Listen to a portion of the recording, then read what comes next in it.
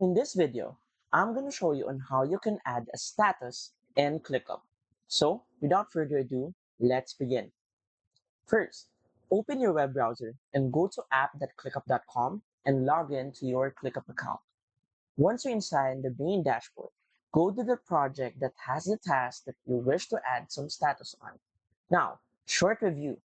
Status is what you add to some task to see what your progress is for that certain task. So, for example, what we're going to do is we're going to click one of these tasks, any task can do, and as you can see, there is a status right here. If you click right here and then click here on these three buttons to access the settings, then edit statuses, you would see all three statuses written right here.